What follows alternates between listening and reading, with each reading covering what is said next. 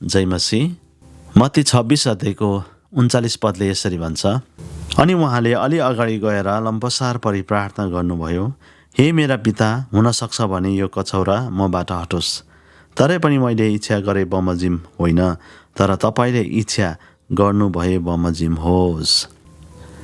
प्रिय, आज हामी हाम्रो दुःखको समयमा कतिपय हामी आफ्नो इच्छालाई अगाडि सार्छौँ। हामी निको हुन चाहन्छौँ, हाम्रो सबै गरिबीबाट हामी छुटकारा हुन चाहन्छौँ, हाम्रो दुःख हाम्रो कष्टबाट हामी छुटकारा हुन चाहन्छौँ, त्यो पनि एकदमै इन्स्ट्यान्ट, त्यो पनि एकदमै चाँडै। कतिपय हाम्रो इच्छालाई हामी अगाडि सारिरहेको हुन्छौँ। हो, हामीले प्रार्थना गर्नुपर्छ, प्रभुसँग चङ्गाइको प्रार्थना गर्नुपर्छ, छुटकाराको प्रार्थना गर्नुपर्छ, अनि प्रभुले छुटकारा चङ्गाइ गर्नुहुन्छ।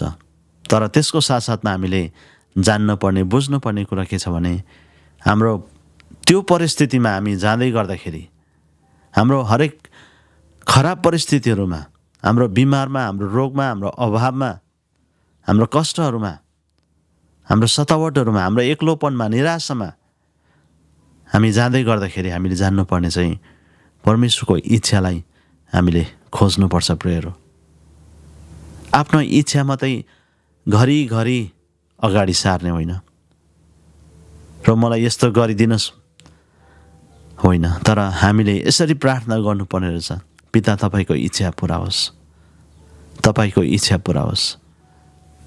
प्रभु येशू आफैले प्रार्थना गर्नुभयो, हुनसक्छ भने यो कचौरा, यो जुन दुःख, यो जुन आज मृत्यु ममा आइपर्दैछ, यो सबै हटाइदिनुहोस्,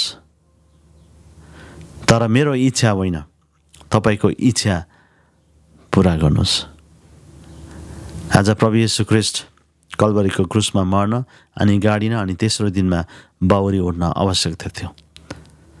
मानिसहरूको पापको खातिर उहाँले दुःख भोग्दै हुनुहुन्थ्यो, मानिसहरूको पापको खातिर उहाँले आफ्नो शरीरबाट रगत बगाउँदै हुनुहुन्थ्यो, अनि यो समयमा उहाँ दुःखित हुनुभयो, अनि उहाँले प्रार्थना गर्नुभयो, तपाईँको इच्छा पुरा होस्, मेरो होइन। प्रियहरू, आज यो वचनबाट म तपाईँलाई उत्साह दिन चाहन्छु कि हाम्रो खराब परिस्थितिहरूमा पनि हामी सधैँ परमेश्वरको इच्छालाई खोजौँ। पहिलो थेसलोनी 5:18 भन्छ, हरेक परिस्थितिमा धन्यवादी हौ।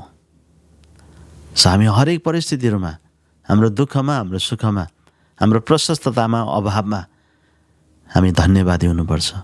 विश्वासी भएर, विश्वासमा धैर्य भएर हामी जिउनुपर्छ। प्रियहरू, हस्त यो वचन म यतिमा राख्न चाहन्छु। यहाँहरू सबैलाई यो वचनबाट परमेश्वरले धेरै आशिष दिउन्। सबैलाई जय मसीह।